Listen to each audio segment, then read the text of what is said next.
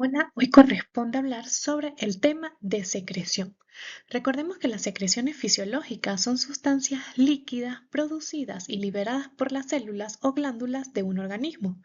Estas secreciones tienen funciones importantes como la lubricación, la digestión, la defensa del organismo, la homeostasis y la regulación hormonal. En cuanto a los tipos y funciones de las secreciones fisiológicas, tenemos que existen secreciones endocrinas, donde aquellas glándulas endocrinas van a segregar hormonas al torrente sanguíneo que la van a transportar diferentes partes del cuerpo para regular funciones vitales, como por ejemplo el páncreas, que secreta insulina para regular el azúcar en sangre. Están también las secreciones exocrinas, donde las glándulas exocrinas segregan sustancias a través de conductos hacia la superficie del cuerpo o hacia el interior de los órganos, como por ejemplo las glándulas salivales, que segregan saliva para la digestión y la lubricación. Entonces, vamos a hablar con más detalle acerca de las secreciones. Vamos a comenzar hablando sobre las glándulas salivales. Estas se pueden definir como unas glándulas exocrinas que están localizadas dentro y alrededor de la cavidad oral y que van a ser las responsables de secretar saliva en la boca, lo que va a ayudar al proceso de digestión. Dentro de las glándulas salivales van a existir tres tipos de glándulas en pares mayores, como lo son las glándulas sublinguales, las submandibulares, las parótidas, pero también van a haber cientos de glándulas salivales menores que se encuentran en parches alrededor de la cavidad oral. Recordemos que la saliva ayuda a mantener lubricada la mucosa oral y brinda protección antimicrobiana. En cuanto al desarrollo embrionario, las glándulas parótidas surgen en las semanas 5 y 6 a partir del ectodermo. Las glándulas submandibulares surgen entre las semanas 5 a 7 a partir del endodermo. Y las glándulas sublinguales surgen entre las semanas 7 y 8 a partir del endodermo también. En cuanto a las glándulas salivales menores intraorales, estas se van a desarrollar durante el tercer mes desde el endodermo. Y entonces, ¿cuál sería la función de estas glándulas salivales? Sencillamente la producción de saliva. Y esta va a ser importante, ¿por qué? Porque ayuda a facilitar el inicio de la digestión, a lubricar y proteger la cavidad oral, a ejercer acción antimicrobiana, a mejorar el gusto, etc. ¿Y cuáles van a ser entonces? Ya conocimos un poco los tipos de glándulas salivales que tenemos. Pero recordemos que estas glándulas van a estar divididas por tabiques de tejido conectivo en lóbulos, que posteriormente se van a convertir en lobulillos y finalmente en acinos. Estos acinos van a ser las unidades secretoras redondas que vamos a tener en las glándulas salivales, que van a ser las más pequeñas, donde se va a segregar lo que es la saliva. Y esta va a estar conformada de ciertos conductos. Entonces, la secreción de la saliva va a ocurrir en el acino y en la parte inicial del sistema de conductos. Entonces, como bien se dijo, los acinos van a ser los encargados de secretar la saliva como tal, y ellos van a consistir en ciertos tipos de células, que consisten en células luminales que recubren la luz y producen saliva, células mioepiteliales que rodean las células luminales y se contraen con la estimulación para contraer los acinos, y también van a estar regidas por ciertos tipos de secreciones. Estas pueden ser serosas, mucinosas o mixtas. Las secreciones serosas, o también llamadas secreciones acuosas, se producen principalmente a partir de las glándulas parótidas. Las secreciones mucinosas se producen a partir de las glándulas menores y las secreciones mixtas se liberan de las glándulas sublinguales y submandibulares. También es importante mencionar que los conductos salivales van a estar revestidos por tres tipos de células. Las células intercaladas, que conectan los acinos al resto de la glándula, pero este tipo de célula específicamente no va a participar en la modificación de los electrolitos. Están las células estriadas, que ayudan a regular el transporte de electrolitos, ya que participan en la reabsorción de sodio, y las células del conducto excretor, que continúan la reabsorción de sodio y también ayudan en la secreción de potasio. En este cuadro podemos ver las características distintivas entre las glándulas salivales mayores. Entonces podemos apreciarlo a través de su localización, dónde se desarrolla, el tamaño, la forma, el conducto y lugar de apertura, la inervación y el tipo de secreción como tal. Entonces, por ejemplo, en el caso de la parótida, ella se localiza en la parte anterior de la oreja, se desarrolla en el ectodermo, es una de las más grandes, de las glándulas salivales más grandes, tiene una forma piramidal y el conducto y lugar de apertura se denomina conducto de Stensen y se abre enfrente del segundo molar maxilar. Tiene inervación por el nervio petroso menor y el tipo de secreción de esta glándula es una secreción serosa. En el caso de la glándula submandibular, ella se localiza en la parte inferior y posterior de la mandíbula, se desarrolla en el endodermo, es más pequeña, está en forma de J, su conducto es el conducto de Wharton, abre en la papila sublingual lateral a cada lado del frenillo de la lengua. La inervación se basa más que todo en lo que es la cuerda del tímpano y el tipo de secreción de esta glándula es serosa y mucinosa. Y en el caso de la glándula sublingual, ella se encuentra en la parte inferior de la lengua, se desarrolla en el endodermo, es la más pequeña de las tres glándulas, tiene forma de almendra y cuenta con una serie de conductos en el piso de la cavidad oral, en el pliegue sublingual, tiene inervación con la cuerda del tímpano y el tipo de secreción de esta es de tipo mucinosa. En cuanto a la saliva, pues este es un líquido o también se puede definir como una secreción exocrina, mucocerosa, clara, que va a ser fundamental para la preservación y el mantenimiento de la salud oral. Por lo general, el organismo produce entre 0,5 a 1,5 litros al día. Y estas contribuciones de las diferentes glándulas salivales durante el flujo van a ser de la siguiente forma. El 20% va a estar constatado por las glándulas parótidas, el 65% por las glándulas submandibulares, entre el 7 y el 8% por las glándulas sublinguales y un porcentaje menor al 10% por las glándulas menores. Recordemos que la saliva fluye desde los acinos hacia los conductos y finalmente hacia las aberturas, que sería la boca como tal. La composición se modifica a medida que fluye la saliva. Se va añadiendo poco a poco potasio, bicarbonato, se va extrayendo sodio y cloruros y la extracción de cloruro de sodio hace que la saliva sea generalmente hipotónica. También está controlado por un centro salival compuesto por núcleos en la médula. Los diversos estímulos para la producción de la saliva van a incluir factores mecánicos como la masticación o el proceso de masticar, gustativos como por ejemplo en el caso de los alimentos ácidos, olfatorios, factores psicológicos como por ejemplo el dolor, medicamentos, enfermedades localizadas o sistémicas. Entonces, dentro de las funciones principales tenemos que ella va a participar en la lubricación de los alimentos que consumimos, ayudando al proceso de la deglución. Iniciar la digestión de carbohidratos y lípidos. También tener actividad antibacteriana a través de la inmunoglobulina A, que va a ser el componente inmunológico más grande de la saliva. También va a presentar enzimas antibacterianas como la lactoferrina, otras proteínas antibacterianas que causan aglutinación bacteriana, va a participar en la protección de la mucosa oral y los dientes y ayuda también en el sentido del gusto. Se han descrito numerosas proteínas salivales y se supone que muchas de ellas guardan relación con la salud bucal. Sin embargo, no en todos los casos su mecanismo de acción está claro o se encuentra adecuadamente fundamentado desde el punto de vista de la relación estructura-función de las proteínas. Estas contienen una enzima llamada amilasa salival, que comienza a descomponer los almidones de los alimentos en azúcares más simples, un proceso que continúa una vez que la comida llega al estómago. Al mismo tiempo, la saliva humedece los alimentos, facilitando la masticación y la deglución. La lisozima es una enzima antimicrobiana que actúa destruyendo las paredes celulares de ciertas bacterias gram positivas. Su función principal es hidrolizar los enlaces glucosídicos en el péptido glicano, que va a ser un componente clave en la pared celular bacteriana. Esta hidrólisis debilita la pared celular, lo que puede provocar la lisis o la ruptura de la célula bacteriana. En cuanto a la elaboración de la misma, va a participar en una defensa innata, ya que la lisosima forma parte del sistema de defensa innato, que va a ser la primera línea de protección del organismo contra infecciones.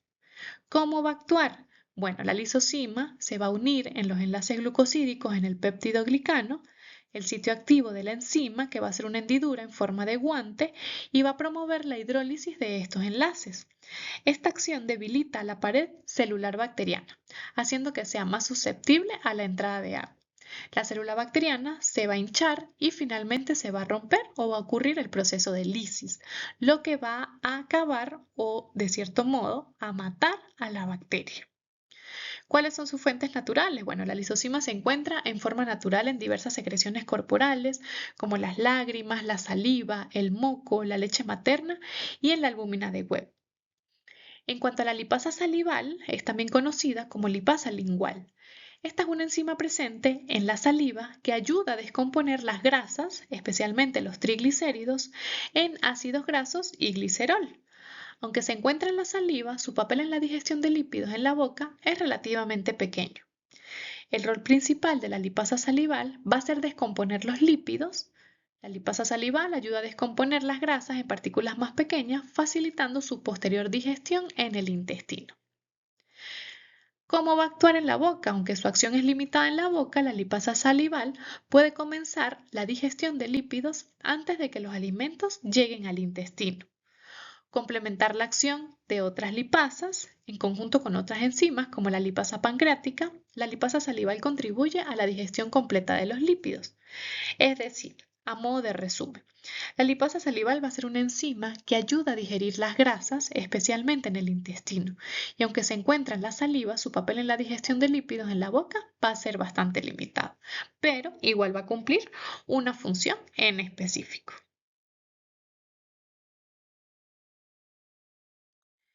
Ahora conversemos un poco de lo que es la secreción gástrica. Vamos a comenzar entonces hablando del estómago. Recordemos que este es un órgano fundamental en el proceso digestivo, que facilita la degradación inicial de los alimentos, su almacenamiento y el control de su paso al intestino delgado. Recordemos que el tracto gastrointestinal es el principal derivado de la hoja germinativa endodérmica. Su formación y desarrollo dependen en gran medida del plegamiento cefalocaudal y lateral del embrión. El estómago aparece como una dilatación fusiforme del intestino anterior a la cuarta semana de desarrollo y termina de formarse en la semana 7 aproximadamente, adquiriendo su forma asimétrica y posición definitiva al descender, girar y dilatarse en forma progresiva junto con el alargamiento de la curvatura mayor.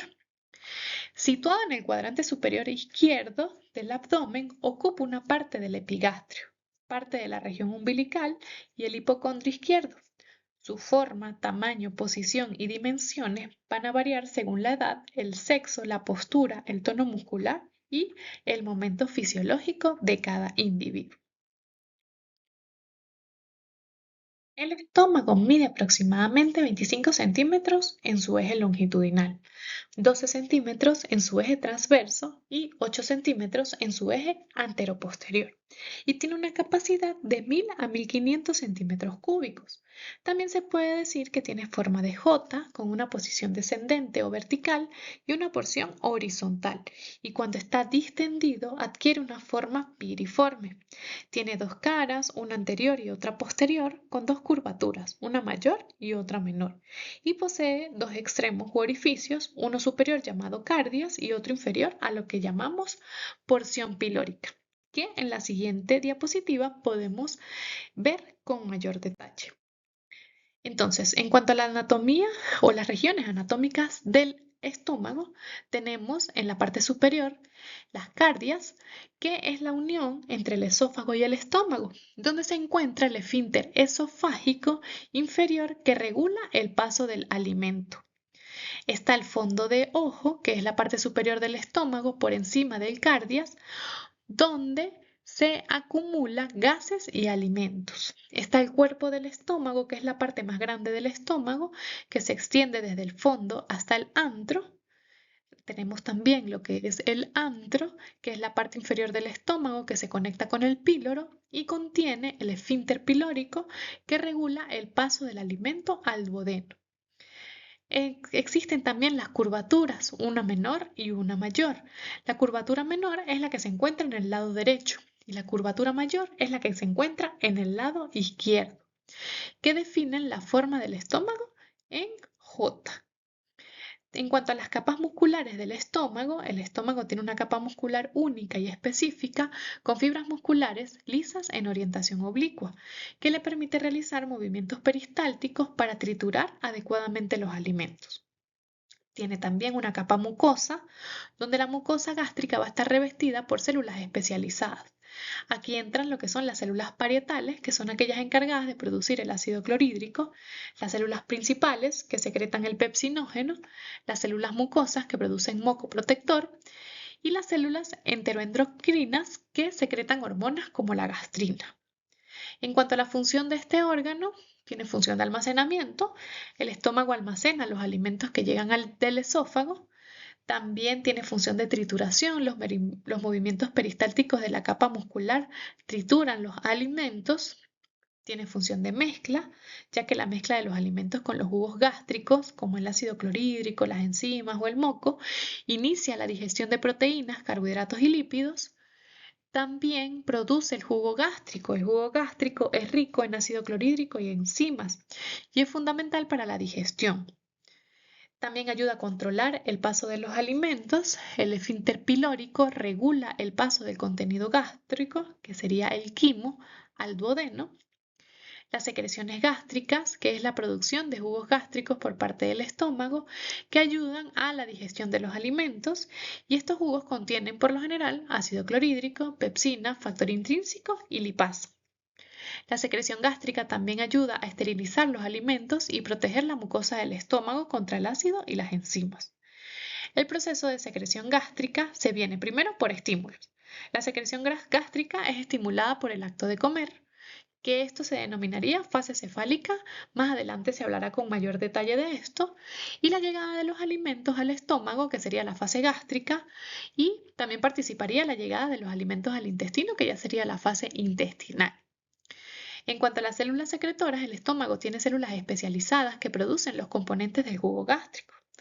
Aquí entran lo que son las células parietales, son las encargadas de formar el ácido clorhídrico y el factor intrínseco, las células principales que secretan pepsinógeno, un precursor de la pepsina, las células endocrinas que secretan la gastrina, que es una hormona que estimula la secreción ácida y la producción de enzimas, los componentes del jugo gástrico, que por lo general están compuestos por ácido clorhídrico.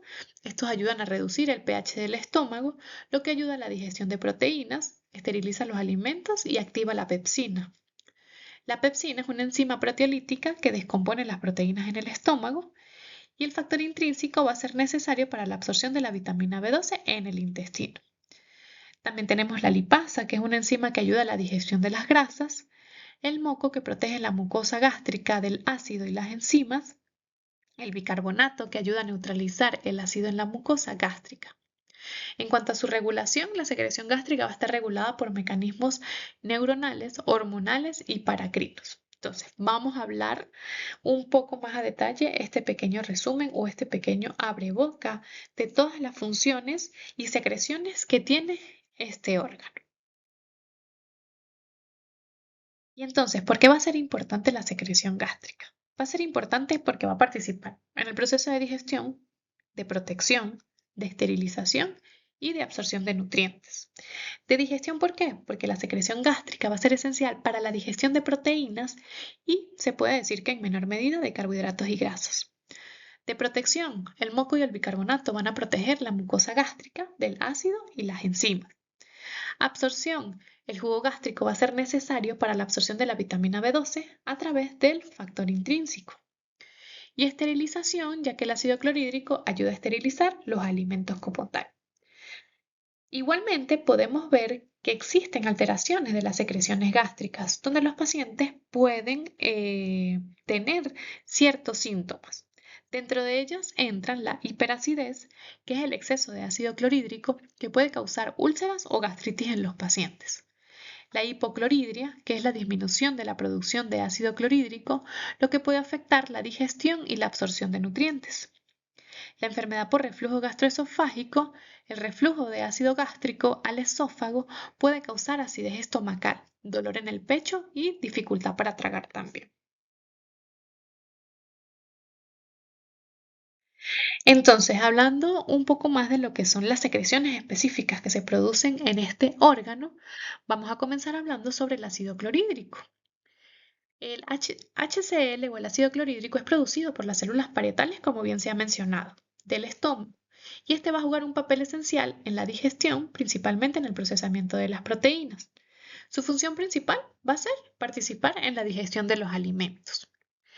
Entonces, el ácido clorhídrico en la digestión va a participar en la activación de la pepsina.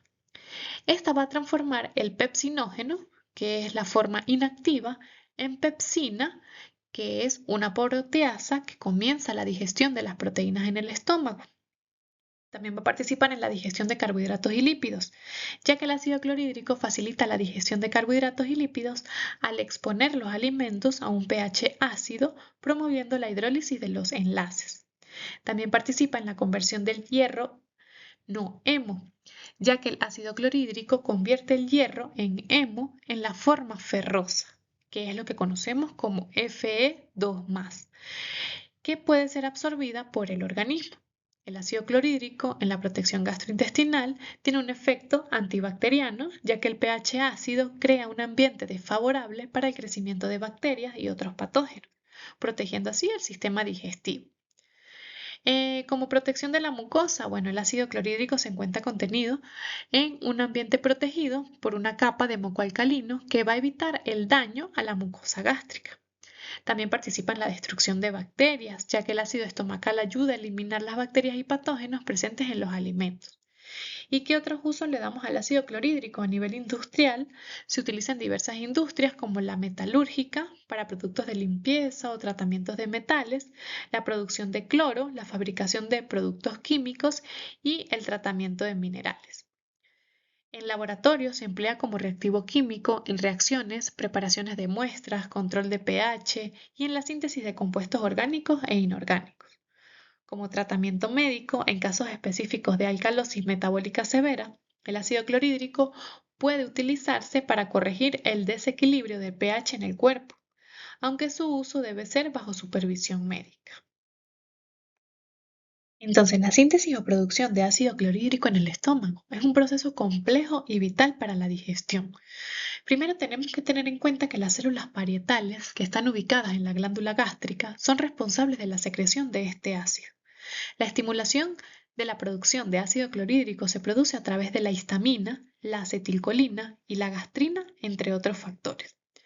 Entonces, ¿cuál sería el proceso de producción de este ácido? Primero, hay que tomar en cuenta el estímulo de la secreción.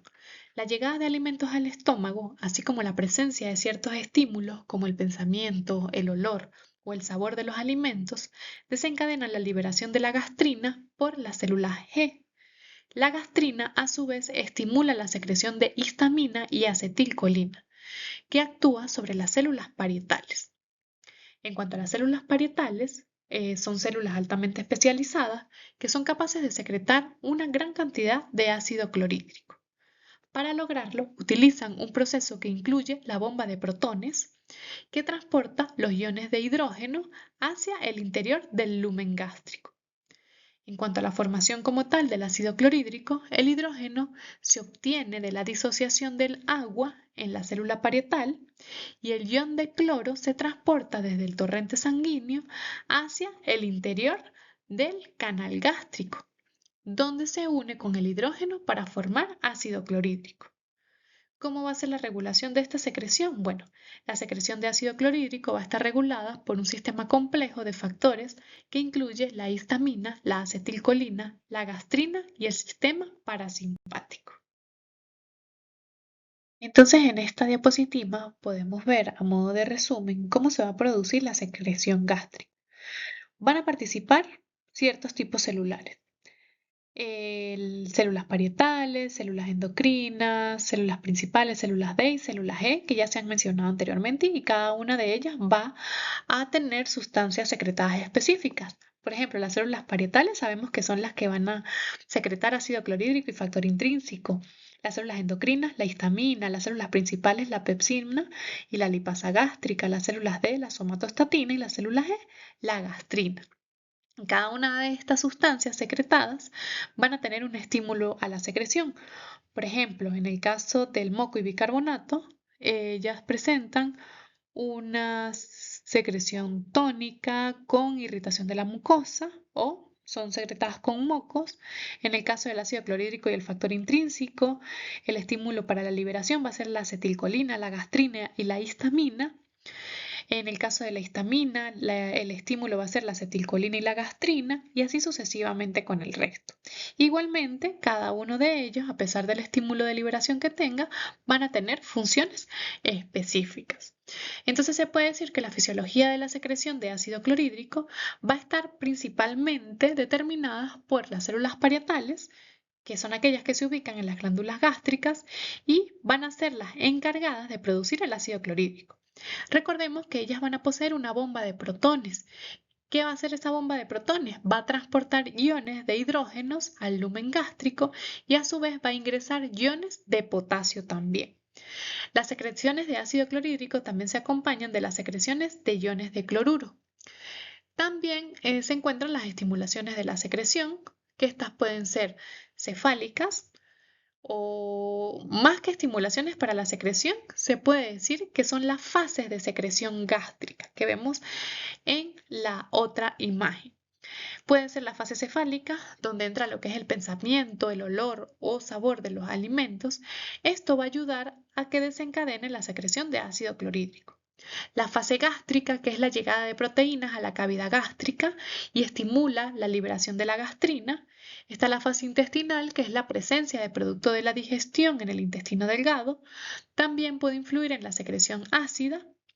Y en cuanto a la regulación de esta secreción, diversos factores regulan la secreción ácida, incluyendo la histamina, la acetilcolina, la gastrina, la somatostatina y la presencia de alimentos. La histamina, la acetilcolina y la gastrina estimulan la secreción ácida, mientras que la somatostatina la va a inhibir.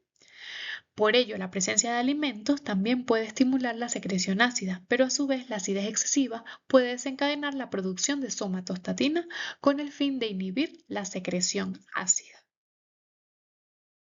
Recordemos que para la secreción basal del ácido clorhídrico va a participar el sistema nervioso central, específicamente cerebro, el tracto gastrointestinal, que va a incluir el esófago y el estómago, y es importante mencionar que esta secreción basal de ácido clorhídrico en el estómago va a ser un proceso fisiológico fundamental que se produce de forma constante incluso en ausencia de los alimentos.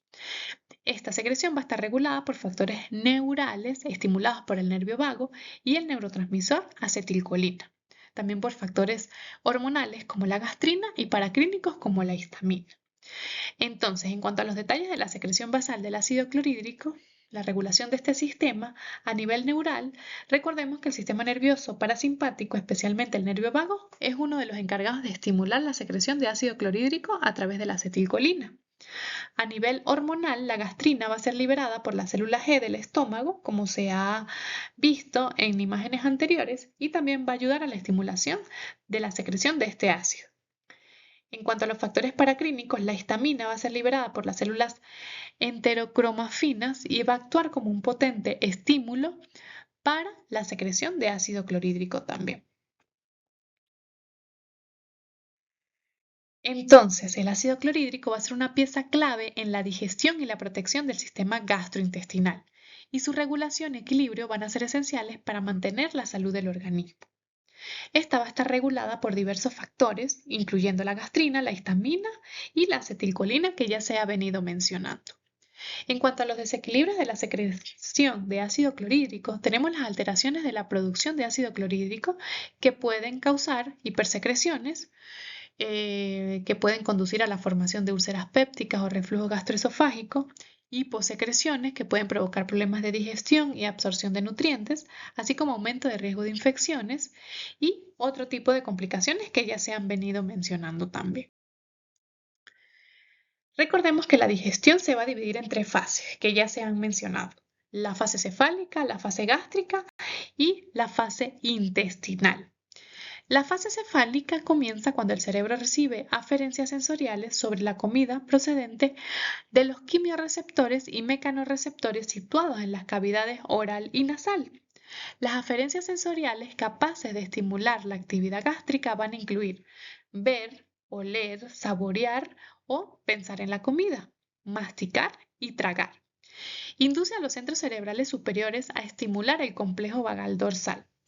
En cuanto al nervio vago del sistema nervioso parasimpático, este va a liberar acetilcolina, que va a conducir a secreciones salivales, mayores secreciones gástricas, es decir, mayor secreción de ácido clorhídrico y pepsinógenos, que esto va a contribuir a lo que es la digestión química, mayor motilidad gástrica, que va a contribuir a la digestión mecánica. En cuanto a la fase gástrica, esta comienza cuando la comida ingerida llega al estómago. Y estos estímulos incluyen estímulos químicos, como la presencia de proteínas, péptidos y aminoácidos, estímulos mecánicos, como por ejemplo el estiramiento, y los estímulos que desencadenan varios reflejos que van a ser los responsables en aumentar la motilidad y secreciones gástricas. Los reflejos cortos, como reflejos locales, estos están contenidos dentro del sistema nervioso entérico. Las señales sensoriales viajan a los cuerpos celulares en el sistema nervioso entérico, que van a estar ubicados dentro de la pared intestinal. El sistema nervioso entérico coordina la respuesta, es decir, envía una señal a través de los eferentes del sistema nervioso entérico, donde la acetilcolina estimula y aumenta las secreciones gástricas y también la motilidad gastrointestinal.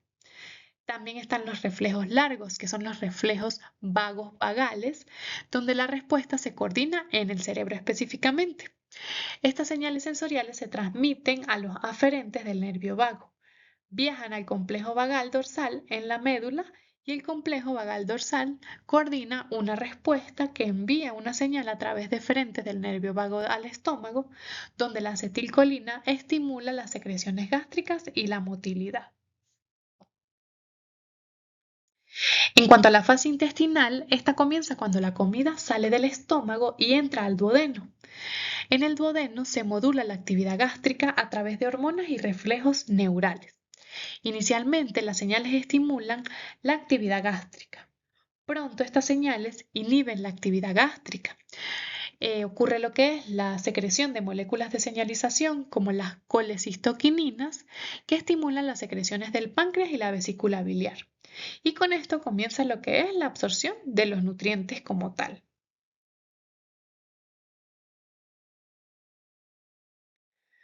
Ahora hablemos un poco de lo que es el factor intrínseco. Este se produce en las células parietales junto con la secreción de ácido clorhídrico y va a ser esencial para la absorción de la vitamina B12. La cobalamina o la vitamina B12 es un cofactor y coenzima para muchas reacciones químicas, incluyendo la síntesis de ADN, la síntesis de metionina a partir de la homocisteína y la conversión de propionil en succinil-CoA del metilmalonato.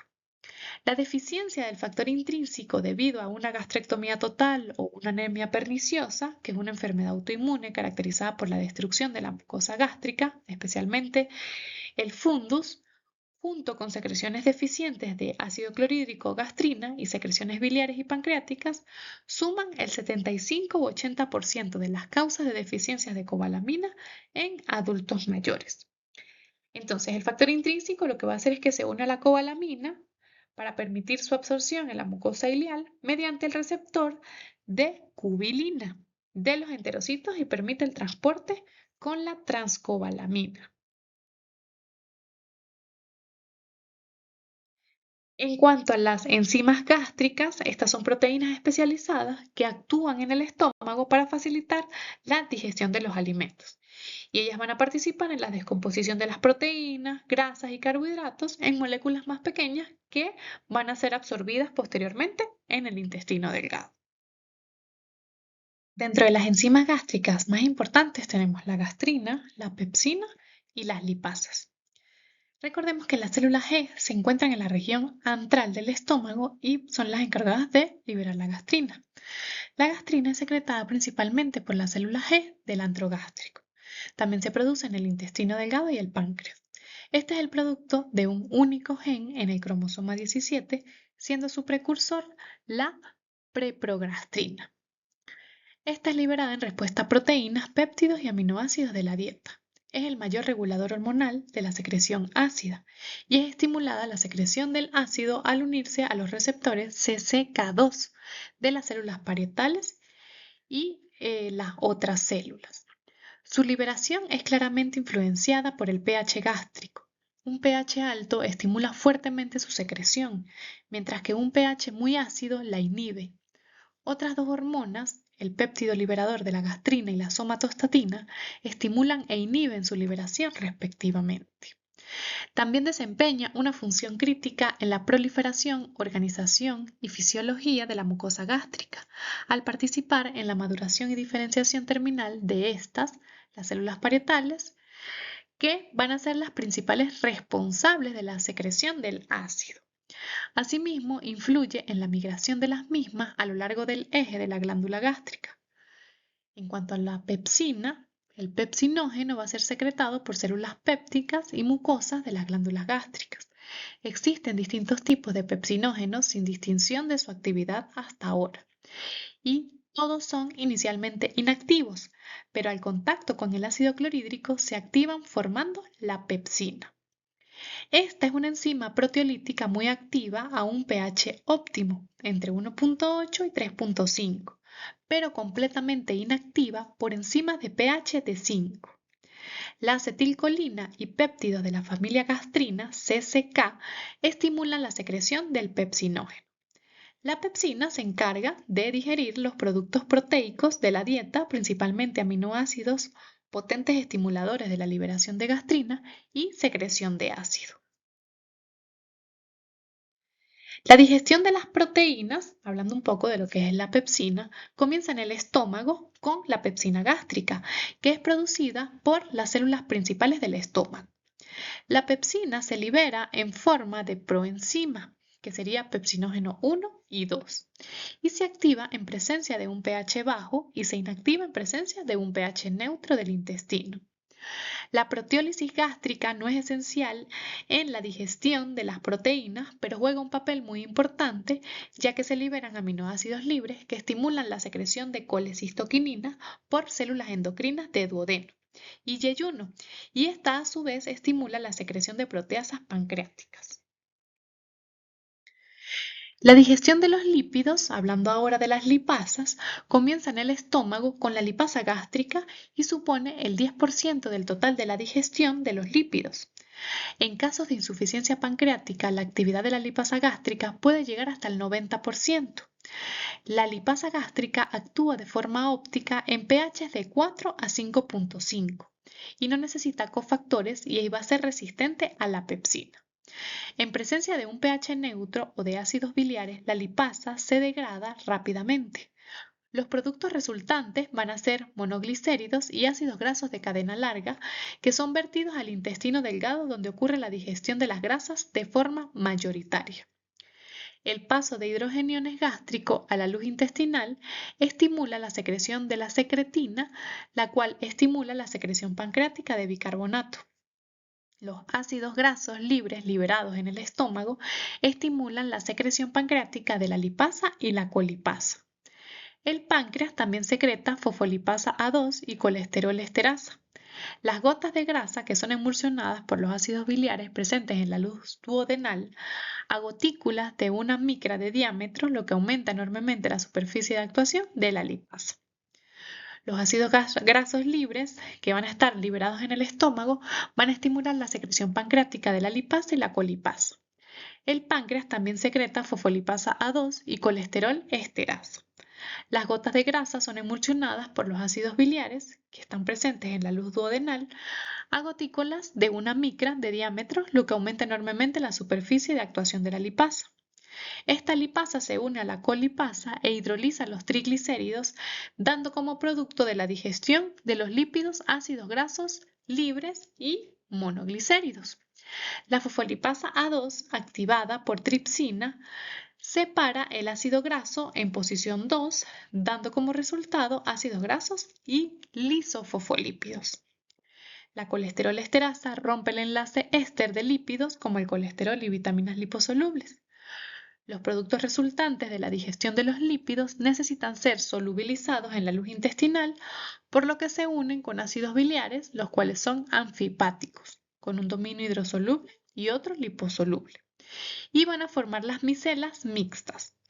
El remanente de ácidos biliares va a ser absorbido de manera activa en el ilion terminal, pasando a la circulación portal y van a ser vertidos de nuevo a la bilis, en lo que se conoce como circulación enterohepática. Existen otro tipo de células que también son segregadas a nivel gástrico. Dentro de ellas destacan la histamina, la grelina, la somatostatina, las prostaglandinas. En cuanto a la histamina, este es el principal estimulador paracrino de la secreción del ácido clorhídrico. Es sintetizada en la mucosa gástrica mediante la histidina descarboxilasa, en las células similares a las enterocromafinas, así como los mastocitos 5, y liberada solamente en células en respuesta a la gastrina, que actúa con los receptores CCK2 de estas. Estimula también los receptores H2 de las células parietales para la secreción gástrica. En cuanto a la grelina, este es un péptido liberador de la hormona de crecimiento que ejerce múltiples acciones en la fisiología gastrointestinal, como el aumentar la ingesta de comida y la ganancia de peso, estimular la secreción de ácido y la motilidad gástrica. Se encuentra en las células endocrinas gástricas y el hipotálamo, y su liberación ocurre en periodos de ayuno y se cree que ejerce su activación al inducir la liberación de histamina mediante la activación vagal nerviosa, lo que conduce a un aumento en la secreción de ácido por las células parietales. Su acción puede ser abolida con atropina o vagotomía cervical bilateral. En cuanto a la somatostatina en el tracto digestivo, esta es producida por células D endocrinas y paracrinas y nervios entéricos. Su efecto es siempre inhibidor, disminuyendo las secreciones endocrinas y paracrinas, el flujo sanguíneo y la motilidad. Su vida media es de menos de 3 minutos. Aun cuando tiene ciertos efectos sobre las células parietales, su mayor efecto lo ejerce inhibiendo la liberación de histamina y gastrina.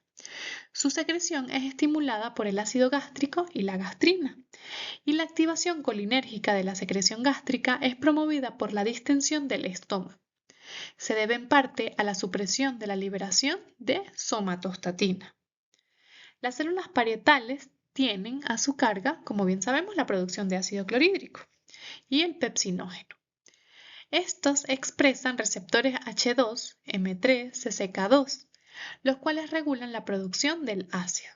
La función de estas células no está regulada solamente por las hormonas gastrinas o la CCK y mensajeros paracrínicos como la histamina o la somatostatina, sino también por neurotransmisores de las neuronas entéricas como la acetilcolina, catecolaminas y neuropéptidos como el péptido pituitario activador de la adenilato ciclasa, el péptido intestinal vasoactivo y la galanina.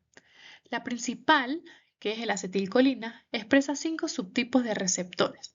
M1 en las células líderes y mucosas de la superficie, M2 y M4 en las células D, M3 en las células parietales y M5 en fibras nerviosas entéricas postganglionares.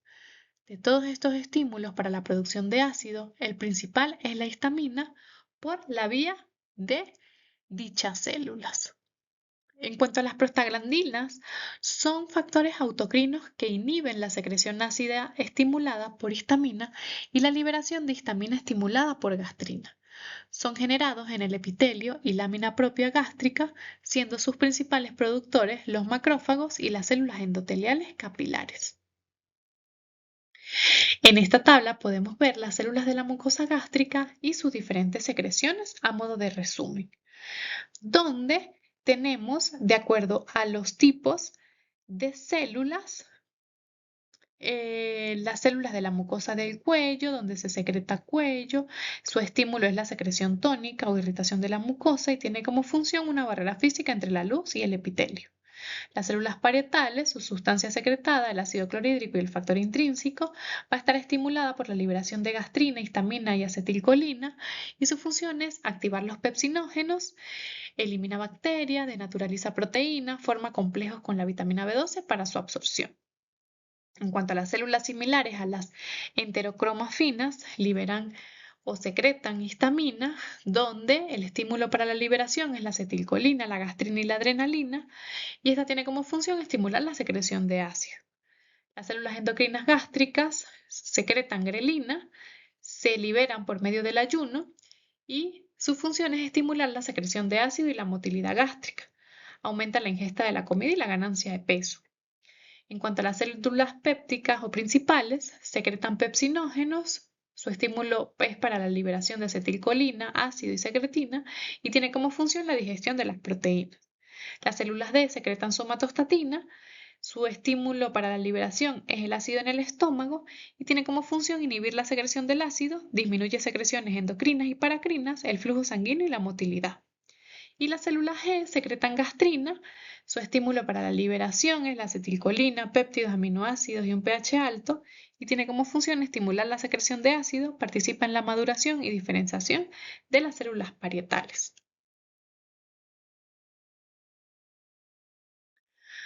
Ahora vamos a hablar un poco de lo que es la secreción pancreática. Antes comencemos diciendo que en el páncreas ocurren procesos mediante el cual el páncreas libera enzimas digestivas y hormonas esenciales para la digestión y la regulación del azúcar en sangre.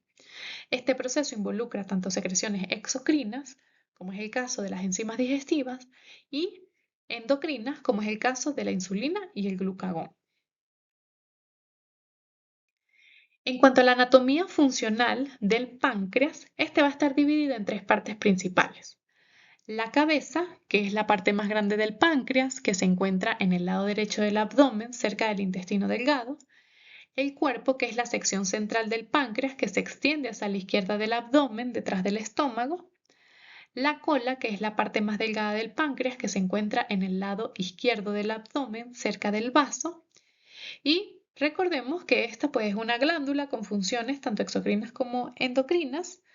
Exocrinas porque implica la producción de enzimas digestivas que se secretan al intestino delgado para ayudar a la digestión. Endocrinas porque se refiere a la producción de hormonas, principalmente insulina y glucagón, que regulan los niveles de azúcar en sangre.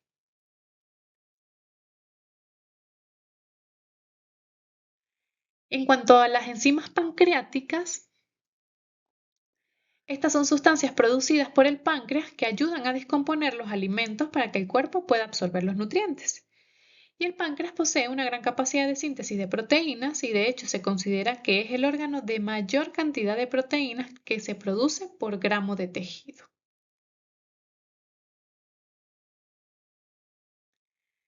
Las células acinares van a ser las encargadas de la síntesis y la secreción de las enzimas y proenzimas, que según la función se desarrollan se clasifican en cuatro grupos: las proteolíticas, las lipolíticas, las glucolíticas y las nucleolíticas.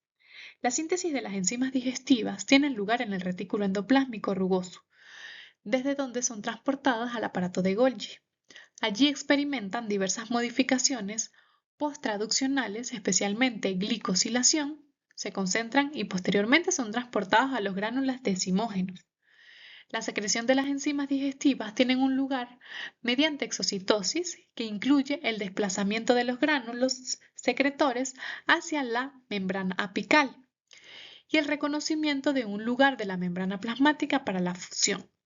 La especificidad de la expresión de las enzimas digestivas en los acinos se debe a la presencia de un páncreas consensus element en los promotores de los genes, el cual regula la transcripción de su ARN mensajero.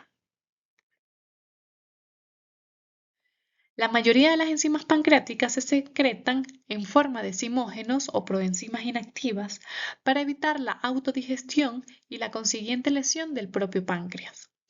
Junto con estas proenzimas, el páncreas secreta el péptido inhibidor de tripsina, que evita su activación antes de llegar al duodeno. A este nivel, el tripsinógeno se convierte en tripsina por acción de la enteroquinasa o enteropeptidasa, de la mucosa duodenal y esta tripsina produce la activación en la cascada del resto de las proenzimas pancreáticas.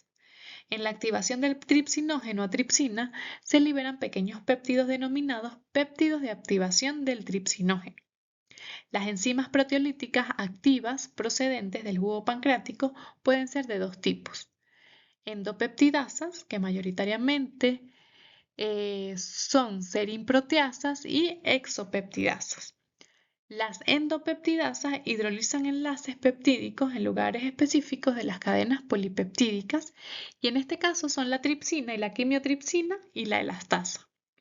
La tripsina escinde enlaces peptídicos de los que forma parte el grupo carboxílico de un aminoácido básico como la lisina o la arginina.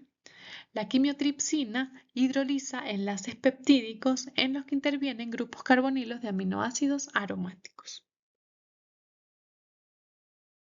En cuanto a las enzimas glucolíticas, la amilasa es una alfa-1,4-glucosidasa que participa en la digestión de los polisacáridos hidrolizando enlaces alfa-1,4. Por lo que respecta a las enzimas lipolíticas, la lipasa pancreática actúa sobre los triglicéridos para dar ácidos grasos libres y monoacilglicéridos. Para que la lipasa sea plenamente activa, requiere de la denominada activación de interfase con la colipasa, formando un complejo de anclaje en la interfase hidrófoba hidrofílica, en presencia de ácidos biliares. La colipasa es una glucoproteína hidrófoba formada a partir de la procolipasa de la secreción pancreática por acción de la tripsina. La fosfolipasa A2 hidroliza el enlace éster en posición 2 de los fosfolípidos para liberar ácidos grasos y lisofosfolípidos. Esta enzima tiene una gran importancia en la patogenia de las enfermedades pancreáticas por su capacidad de destruir las membranas fosfolípidas y para dar lugar a la lisolecitina, con efecto citotóxico por su marcado efecto detergente. La actividad de la carboxilesterasa está muy aumentada en presencia de sales biliares y actúa principalmente hidrolizando ésteres de colesterol y de retinol. La secreción enzimática también incluye ribonucleasas y desoxirribonucleasas, que son fosfodiesterasas capaces de hidrolizar los enlaces fosfodiéster de los ácidos nucleicos. Por lo tanto, las enzimas digestivas pancreáticas participan en la hidrólisis tanto de proteínas como de glúcidos, lípidos y ácidos nucleicos y van a desempeñar un papel clave en la digestión de los principios inmediatos.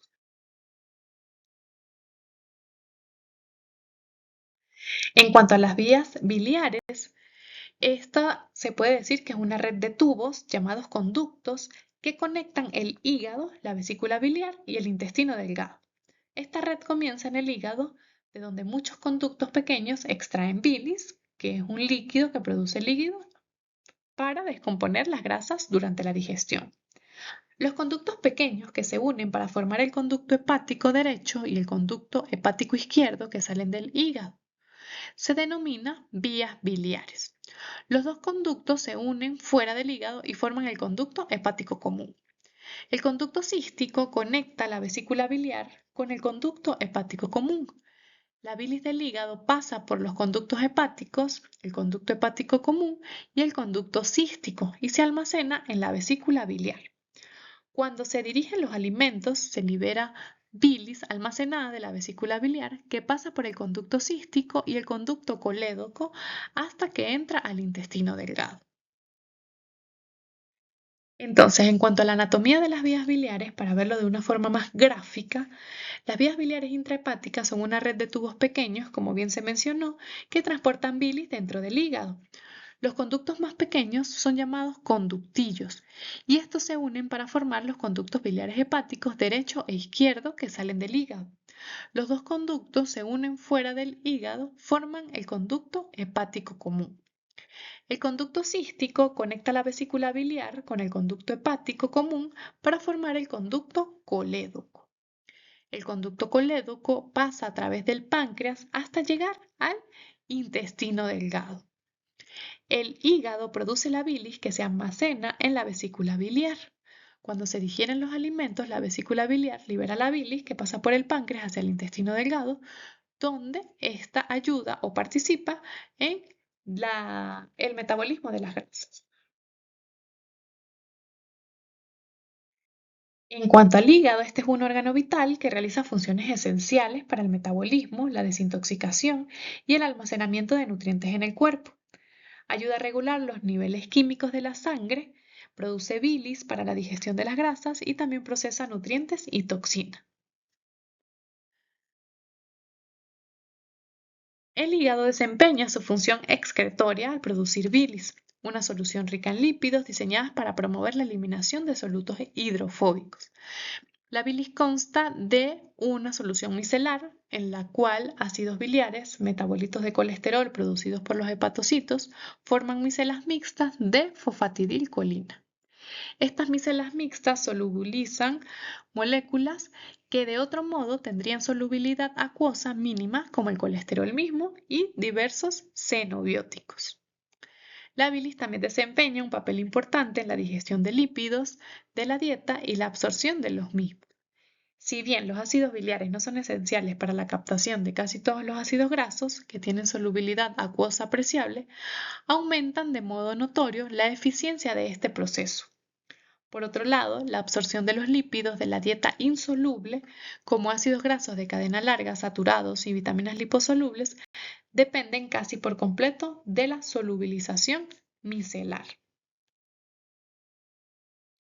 Entonces se puede decir que la bilis se compone principalmente de agua, electrolitos y otras sustancias como sales biliares, colesterol, bilirrubina, lecitina, aminoácidos, fármacos, toxinas, metales pesados y vitaminas, y también es posible encontrar algunas hormonas, proteínas y péptidos en las secreciones biliares como tal.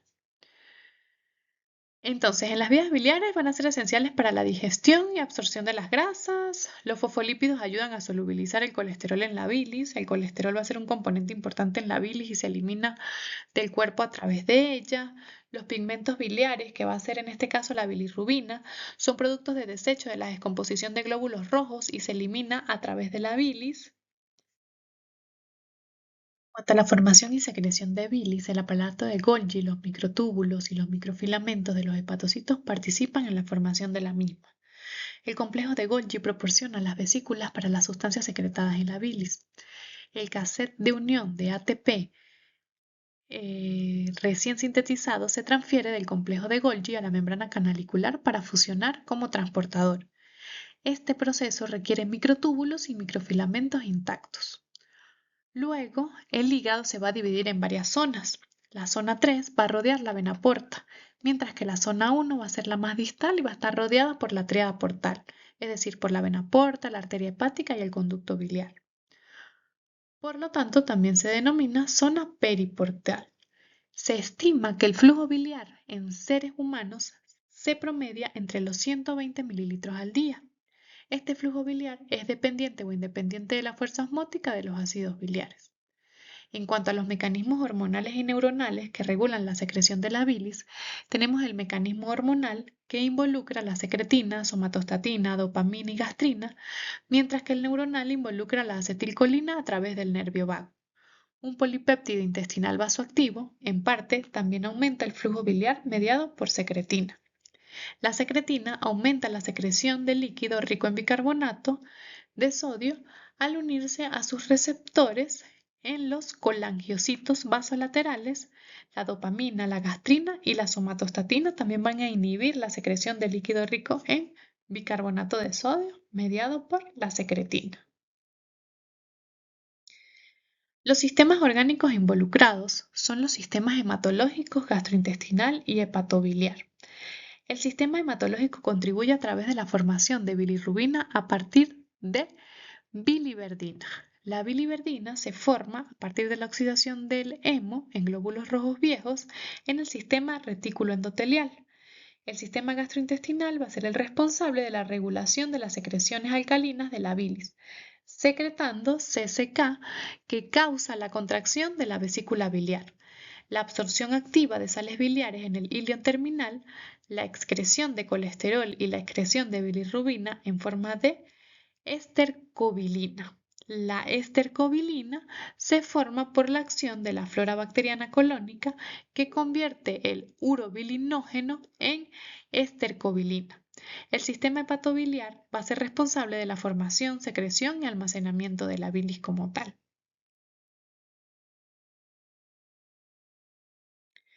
En cuanto a sus mecanismos, la bilis se sintetiza en los hepatocitos y se secreta en los canalículos biliares hasta que alcanza el esfínter de Oddi.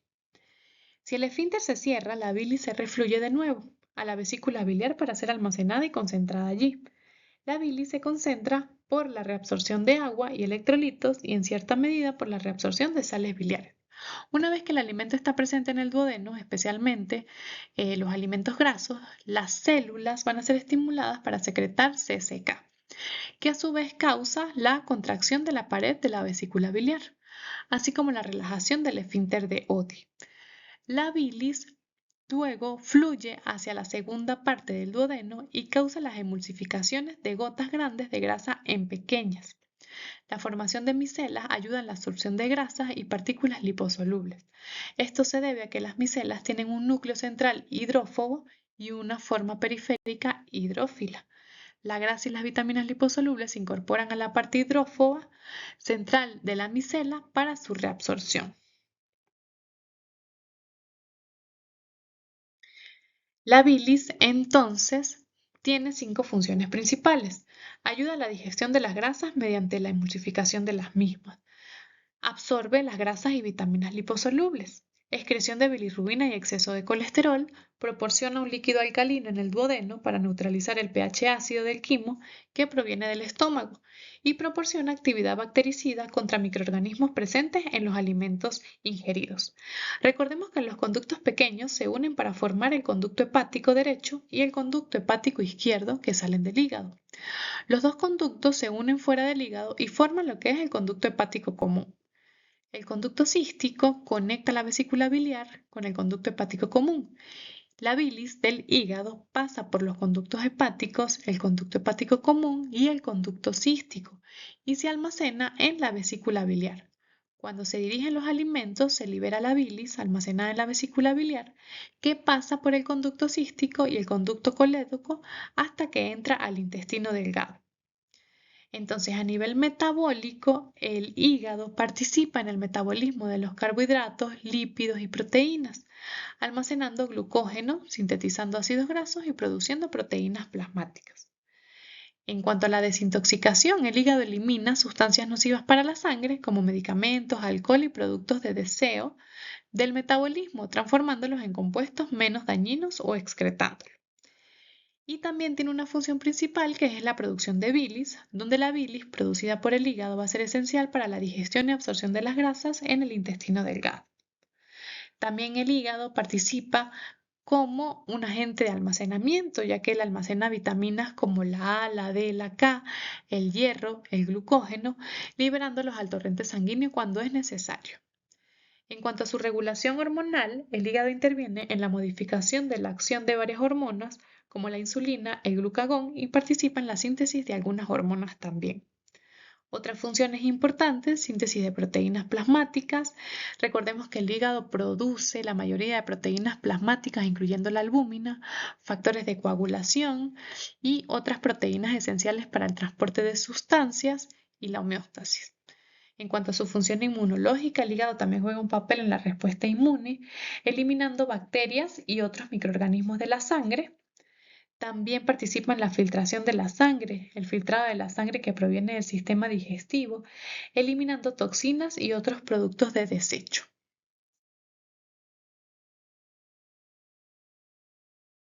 ¿Qué importancia clínica tienen entonces?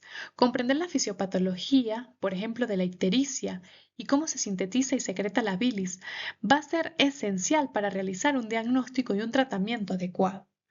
Los signos y síntomas de la patología de las vías biliares incluyen ictericia, prurito, fiebre, santomas, esteatorreas, debido a la mala absorción de las grasas, dolor en el cuadrante superior derecho, dispepsia grasa, que es una característica de la obstrucción biliar, donde estas patologías de vías biliares pueden disminuir la absorción de grasas y vitaminas liposolubles, como la A, la D, la E y la K, Por ejemplo, una deficiencia de vitamina K causaría sangrado en los pacientes, mientras que una deficiencia de vitamina D puede causar raquitismo en niños o osteomalacia en adultos debido a la disminución de la absorción de calcio. La deficiencia de vitamina A, por ejemplo, puede provocar ceguera nocturna en nuestros pacientes también. Entonces, los signos y síntomas de estas patologías van a ser importantes para nosotros determinar un adecuado diagnóstico médico y con ello, pues, un óptimo tratamiento. Las secreciones biliares van a ser procesos cruciales para la digestión, la absorción de nutrientes y la eliminación de desechos del cuerpo. Todo va a comenzar con la síntesis de la bilis, que se va a producir en el hígado a partir de diversos componentes, incluyendo colesterol, ácidos biliares, fosfolípidos y pigmentos biliares. También el transporte a los canalículos biliares, donde esta bilis se va a transportar a estos pequeños canales que se encuentran entre las células hepáticas, es decir, los hepatocitos. También la colección y el almacenamiento. La bilis fluye desde estos canales biliares hacia los conductos biliares más grandes, que eventualmente se unen para formar el conducto hepático común. En cuanto al almacenamiento de la vesícula biliar, en la mayoría de los individuos, el conducto hepático común se va a conectar con la vesícula biliar, donde la bilis se almacena y concentra hasta que es necesaria para la digestión. En cuanto a la liberación y transporte del intestino, cuando se ingieren los alimentos, especialmente grasas, la vesícula biliar se contrae y libera la bilis a través del conducto biliar común hacia el duodeno, que sería la primera parte del intestino delgado. Y su función en la digestión.